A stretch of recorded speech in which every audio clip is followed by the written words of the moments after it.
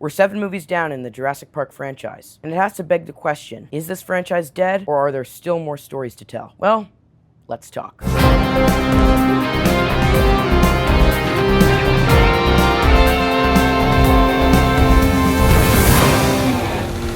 Hello everyone and welcome back. My name is Hunter. I just got done seeing Jurassic World Rebirth in theaters. And this time around, we're following a group of explorers who go to an inhabited island where they're trying to find a medical cure, which involves having them to get blood samples from 3 of the largest dinosaurs: land, air, and water. While it may seem like a simple task, one thing after another, dinosaurs are wreaking havoc on this group. And I gotta be honest with you before I talk about this new movie, I am not the hugest Jurassic Park fan. I've of course seen the original countless times and I absolutely love it, but I haven't really seen any of the sequels. I've tuned in to some of the later ones with Chris Pratt a couple of times, but that's about it. I've stick to the original and really haven't watched any of the others. When I saw the trailers for Jurassic World Rebirth, I thought in my head, you know what? I might as well try it out. It has Scarlett Johansson, it looks to be bringing back the horror elements, Gareth Edwards is directing it, so I gave it a shot. And was it worth it? Well, I'd say partially. So let's just start out with the good. Honestly, I love how back to basics this movie is. It follows this group of people that are stuck on this inhabited island where they're trying to survive against dinosaurs. It's visually stunning, and Gareth Edwards just knows how to bring that old school movie kind of feel. And this time around, the dinosaurs actually feel threatening. There are multiple times in the movie where I just thought in my head, man, this is how you make a Jurassic Park movie. This is how you make dinosaurs feel threatening. Some examples include a really thrilling and tense water rafting scene. It involves a T-Rex and is very reminiscent of Jaws. That along with one involving an abandoned kind of like little supermarket with raptors. I mean, overall, there were some really great set pieces. And I gotta give it props. The movie is fairly simple. There isn't that much going on, and it kind of makes it for this really simple, yet fun and just kind of comforting watch. But now getting on to some of the issues I have with the movie.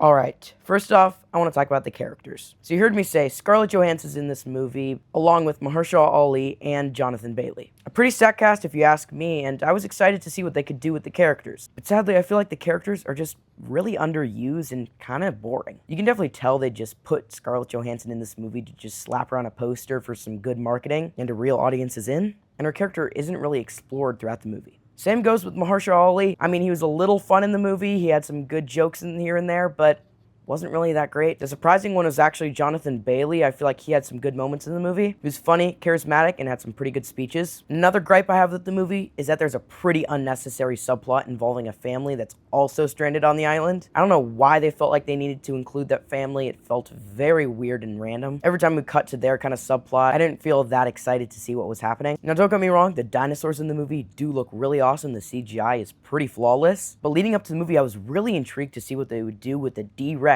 the big bad of the movie. And I was very sad to see that the D-Rex is barely in the movie. You can definitely feel its presence, and it has a really cool opening scene, but it's basically there for 2 parts of the movie, and that's the opening and the ending. And that, again, it kind of just felt like it was just there. It was there for the posters, it was there for the marketing, it was a mutated dinosaur. Audiences and I definitely thought, oh, what are they going to do with mutated dinosaurs? Oh, it's going to be really cool. But it ended up just being meh.